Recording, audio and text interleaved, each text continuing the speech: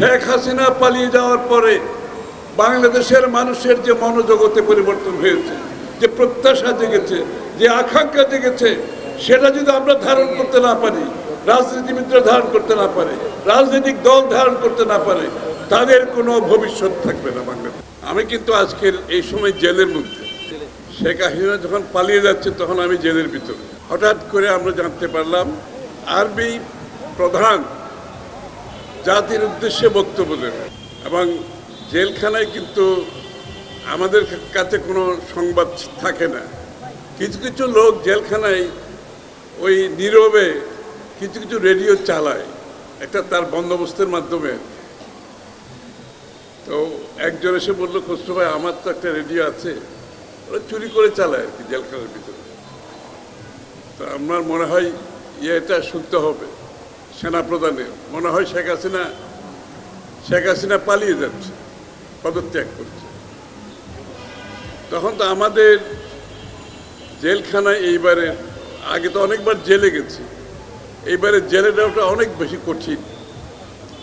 আমাদের 5টার সময় lock up, বাড়ির সাথে কোনো যোগাযোগ নাই, বাইরে থেকে খাওয়া দাওয়া বন্ধ, কঠিন একটা অবস্থার মধ্যে আমরা এক একটা দিন কাটাচ্ছি।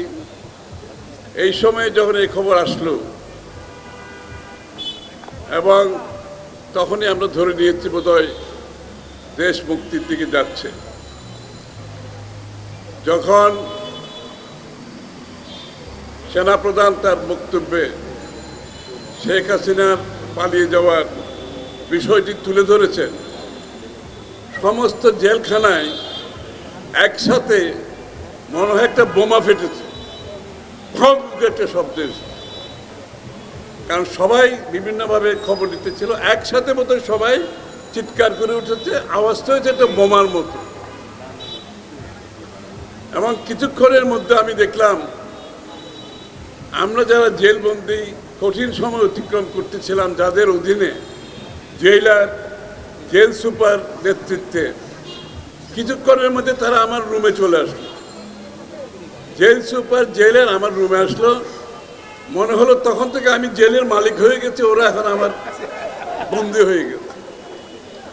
এটা একটা বিরাট অভিজ্ঞতা জীবনে। মানুষ সামান্য একটা এই ঘটনার পরে কিভাবে সময় বদলে গেলে মানুষের অবস্থান কোথায় গিয়ে দাঁড়ায়, এটা আমার চোখে একটা বিরাট অভিজ্ঞতা। এখন মনে হয় আমি যেভাবে বলবো ওইভাবে জেলখানা চলবে, এরকম অবস্থা। তখন এই যে আওয়াজের পরে, বোম ফাটা আওয়াজের মতো পরে, জেলখানায় থেকে জেল ভেঙে বের হয়ে যাওয়ার জন্য একটা বড় প্রচেষ্টা চলছে। আমরা 10,000 লোক একসাথে ছিলাম, বেশিরভাগ বিএনপির লোক, বেশিরভাগ বিএনপির নেতাকর্মী, আর কিছু ছাত্র জনতা, আমাদের রিক্সাওয়ালা ভাই, ঠেলাগাড়িওয়ালা ভাই, দোকানদার, পথিক, এদের মধ্যে অনেক। কারণ যেহেতু সবাইকে অন্যায়ভাবে জেলে নিয়ে যাওয়া হয়েছে, এই লোকগুলো তো আর 1 মিনিটও জেলে থাকতে চাচ্ছে না। যখন শেখ হাসিনা পালিয়ে গেছে, ও তো বলছে আমি এই মুহূর্তে বাড়ি চলে যেতে হবে। ওখান থেকে জেল ভাঙার একটা ধাক্কা চলতেছে, ওরা গেট ভেঙে ফেলতেছে, বেরিয়ে যাচ্ছে। তখন জেল সুপার আমাকে বলছে, স্যার আপনার উপস্থিতিতে যদি জেল ব্রেক হয়, এটা কিন্তু ইতিহাসে একটা খারাপ নজির সৃষ্টি হবে, একটু দয়া করে যদি এটা বন্ধ করতে পারেন। যে আমি কিভাবে বন্ধ করবো, এখানে কতগুলো বিল্ডিং, সবাই 10,000 লোক জেলের মধ্যে। তখন ওরা একটা হ্যান্ড মাইক দিল আমাকে, হ্যান্ড মাইক এনে দিল, স্যার আপনি যদি প্রত্যেক বিল্ডিংয়ের সামনে গিয়ে একটা অনুরোধ করেন যাতে জেল ব্রেক না করে। তখন আমি গেলাম, আমি দেখতেছি জেল ব্রেকটা হলে খুব বিষয়টা একটা অন্য জায়গায় চলে যাবে।